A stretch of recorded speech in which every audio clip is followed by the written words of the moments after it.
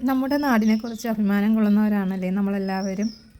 അപ്പോൾ നമ്മളിന്ന് വന്നിരിക്കുന്നത് കൊല്ലം ചവറ കരുനാപ്പള്ളി ഭാഗത്ത് സ്ഥിതി ചെയ്യുന്ന ചട്ടമ്പി സ്വാമികൾ സമാധിയായ പത്മനാഭ ആശ്രമത്തിലോട്ടാണ് കേട്ടോ നമ്മൾ ഇവിടെ എത്തിയിട്ടുള്ളത്. നമ്മളൊരു വൈകുന്നേര സമയത്താണ് കേട്ടോ ഇവിടെ എത്തിയിട്ടുള്ളത്. ഇതൊരു തീർത്ഥാടന കേന്ദ്രമായിട്ട് കൂടി അറിയപ്പെടുന്ന ഒരു സ്ഥലമാണ് കേട്ടോ.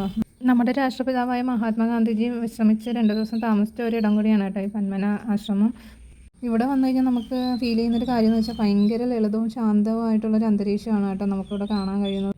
ഇവിടെ ഫുള്ള് ഔഷധ സസ്യങ്ങളും വൃക്ഷങ്ങളുമാണ് കേട്ടോ ഫുള്ള് നട്ടുപിടിപ്പിച്ചിരിക്കുന്നത്. അതിൻ്റേതായ തണലും കുളിരും എന്ത് പറയണം, മനസ്സിന് ഭയങ്കര കുളിർമയേകുന്ന ഒരു അന്തരീക്ഷമാണ് കേട്ടോ. നമ്മൾ വന്ന സമയത്ത് ഇവിടെ അധികം വിനോദസഞ്ചാരികളൊന്നും ഇല്ലായിരുന്നു കേട്ടോ. ഈ കാണുന്നതാണ് നമ്മുടെ മഹാത്മാഗാന്ധിജി താമസിക്കുന്ന സ്ഥലം. ഇവിടെ അന്നത്തെ കാലത്ത് ഓലപ്പുരയായിരുന്നു. പിൽക്കാലത്താണ് ഇത് ഇങ്ങനെ ഗ്രില്ലൊക്കെ ആക്കി പുതിയ കെട്ടിടമൊക്കെ ആക്കി മാറ്റിയിട്ടുള്ളത്. പിൽക്കാലത്ത് ഇതിനെ ഗാന്ധി മന്ദിരം എന്നാണ് കേട്ടോ അറിയപ്പെടുന്നത്. ഗാന്ധിജി വിശ്രമിച്ചിട്ടുള്ള കട്ടിലൊക്കെ ഇവിടെ സൂക്ഷിച്ചിട്ടുണ്ട് കേട്ടോ. നമുക്ക് ഇത് പുറത്തുനിന്ന് ഇവിടെ കാണാൻ കഴിയും. ഗാന്ധിജി ഉപയോഗിച്ചിട്ടുള്ള സാധനങ്ങളെല്ലാം ഇവിടെ സൂക്ഷിച്ച് വെച്ചിട്ടുണ്ട് കേട്ടോ. 1934 ജനുവരി 20, 21 തീയതികളിലായിരുന്നു കേട്ടോ നമ്മുടെ ഗാന്ധിജി ഇവിടെ സന്ദർശിച്ചിട്ടുണ്ടായിരുന്നത്. അദ്ദേഹത്തിൻ്റെ ധ്യാന കേന്ദ്രം നമുക്ക് ഇതിനോട് അടുത്ത് തന്നെ കാണാം കേട്ടോ. ഇപ്പോൾ ഇവിടെ പുതുക്കി പണിഞ്ഞിട്ടുണ്ട്. പിന്നെ ഗാന്ധിജി നട്ട ഒരു വേപ്പിൻ തൈ നമുക്കിവിടെ കാണാൻ കഴിയും കേട്ടോ. അതൊക്കെ ഇപ്പോൾ വലിയ വൃക്ഷമായി നിൽക്കുന്നുണ്ട്. ലോകത്തു നിന്നുള്ള പല ഭാഗത്തു നിന്നുള്ള മഹാത്മാക്കളും വന്ന് ഇവിടെ താമസിച്ച് പോന്നിട്ടുണ്ടെന്നാണ് നമുക്ക് ഇവിടുന്ന് കേട്ടറിയാൻ കഴിഞ്ഞിട്ടുള്ളത് കേട്ടോ. നമ്മളിവിടേക്ക് ആദ്യമായിട്ടാണ് കേട്ടോ വരുന്നത്. വന്നപ്പോൾ തന്നെ എന്താ പറഞ്ഞ ഒരു മൈൻഡൊക്കെ റിലാക്സ് ആയിട്ട് പോസിറ്റീവ് ഒരു എനർജി എന്ന പോലെയൊക്കെ തോന്നിയിട്ടുണ്ടായിരുന്നു കേട്ടോ.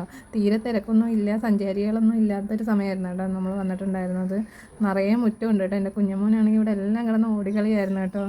നമ്മളവിടെ എല്ലാം ചുറ്റി നടന്ന് കണ്ടു കേട്ടോ. കുറേ നേരം നമ്മളവിടെ സ്പെൻഡ് ചെയ്തു. അമ്പലത്തിൽ കയറി പ്രാർത്ഥിച്ചിട്ടൊക്കെയായിരുന്നു നമ്മൾ പോയിട്ടുണ്ടായിരുന്നത് കേട്ടോ. ഇതാണ് ക്ഷേത്രം. ചട്ടമ്പി സ്വാമികളുടെ സമാധിയായ സ്ഥലമാണ്. എൻ്റെ കുഞ്ഞമ്മോനാണെങ്കിൽ അവിടെ എല്ലാം കയറി ഉള്ളിലോട്ടൊക്കെ ഓടിച്ചെന്ന് കയറാനൊക്കെ നോക്കിയിട്ടുണ്ടായിരുന്നു കേട്ടോ. അപ്പോൾ അവൻ അവിടെ നിന്ന് ഉള്ളിലോട്ട് വിളക്ക് എത്തിക്കുന്നതൊക്കെ നോക്കിക്കൊണ്ട് നിൽക്കുകയാണ് കേട്ടോ. വിളക്ക് എത്തിക്കുന്ന ആളവിടെ നിന്ന് പ്രാർത്ഥിക്കുന്നുണ്ടായിരുന്നു. എന്നിട്ട് അവൻ ഇതൊക്കെ കാണുമ്പോൾ 1000 സംശയങ്ങളായിരുന്നു കേട്ടോ. അപ്പോൾ നമ്മളൊക്കെ അറിയുന്ന കാര്യങ്ങളൊക്കെ നമ്മൾ അവന് പറഞ്ഞൊക്കെ കൊടുക്കുന്നുണ്ടായിരുന്നു കേട്ടോ. അപ്പോൾ അവൻ കാണിച്ചു തരികയാണ് ഇവിടെയൊക്കെ നിറച്ചും പൂക്കളൊക്കെ ഉണ്ടെന്ന്. അപ്പോൾ നമ്മൾ നോക്കുമ്പോൾ അവിടെ ഒരു കുളം ഉണ്ടായിരുന്നു കേട്ടോ. അമ്പലം വകയുള്ള കുളമാണെന്ന് തോന്നുന്നു. പക്ഷേ അവനാണെങ്കിൽ പെട്ടെന്ന് അവന് ചുറ്റുമതിലൊന്നും അധികം പൊക്കമൊന്നും ഇല്ലായിരുന്നു കേട്ടോ. അപ്പോൾ പെട്ടെന്ന് അവൻ അങ്ങോട്ടും ഓടിപ്പോകാൻ നോക്കിയപ്പോൾ ഞാൻ പിടിച്ച് നിർത്തിയിട്ടോ. കുളമൊക്കെ ഭയങ്കര ശോചനാവസ്ഥയിലായിരുന്നു കേട്ടോ. കണ്ടില്ലേ, ഇതിനകത്തൊന്നും നമുക്ക് അങ്ങനെ പോയി എന്ത് പറഞ്ഞ കാലം നനയ്ക്കാനൊന്നും പറ്റില്ല. അങ്ങനത്തെ ഒരു ശോചനാവസ്ഥയിലാണ് കുളം കിടക്കുന്നത് കണ്ടത്. നമ്മളിപ്പോൾ ജസ്റ്റ് കണ്ടിട്ട് നമ്മളിങ്ങനെ തിരിച്ച് പോരുമായിരുന്നു കേട്ടോ. കുഞ്ഞിനെ കൊണ്ട് അവിടെ അധികം നേരം നിൽക്കാൻ പറ്റില്ല ആ ഭാഗത്തൊന്നും. അതുകൊണ്ട് നമ്മൾ ഇങ്ങോട്ട് പോരുന്നു. പിന്നെ നമ്മൾ നേരെ പോകുന്നത് ചട്ടമ്പി സ്വാമികളെ സമാധിയാക്കിയ കുടിയിരുത്തിയേക്കുന്ന ഭാഗത്തേക്കാണ് കേട്ടോ. നമ്മുടെയൊക്കെ ഈ തിരക്ക് പിടിച്ച ജീവിതയാത്രയിൽ നിന്നും കുറച്ച് സമയം ഇത് കണക്ക് ശാന്തമായിട്ടുള്ളൊരു പ്രദേശത്ത് ചെന്നിരിക്കുന്നതും മക്കളെയൊക്കെ കൊണ്ട് ചെന്നിരിക്കുന്നതും അവിടെ സ്പെൻഡ് ചെയ്യുന്നതൊക്കെ മനസ്സിന് ഭയങ്കര ഒരു പോസിറ്റീവ് അനുഭവമാണ് കേട്ടോ. ഞാൻ എൻ്റെ ഒരു എക്സ്പീരിയൻസ് ആണ് ഈ പറയുന്നത്.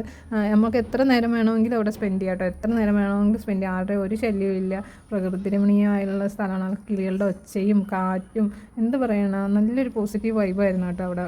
ഈ വൃക്ഷം ഞാൻ തൃശ്ശൂരായിരിക്കുമ്പം ആ ഭാഗത്ത് ഞങ്ങളുടെ വീട്ടിൻ്റെ ഭാഗത്ത് റോഡ് സൈഡിന് തണൽമരമായിട്ട് നട്ട് പിടിപ്പിച്ചിരിക്കുന്നത് ഞാൻ കണ്ടിട്ടുണ്ട് കേട്ടോ. റോഡിൽ മൊത്തം ഇതിൻ്റെ കാകളൊക്കെ വീഴും, കായും പൂക്കളൊക്കെ വീണ് കിടക്കുമായിരുന്നു കേട്ടോ. അപ്പോൾ ഞാൻ വിചാരിക്കും ഇത് എന്ത് മരമാണെന്ന് വിചാരിക്കും.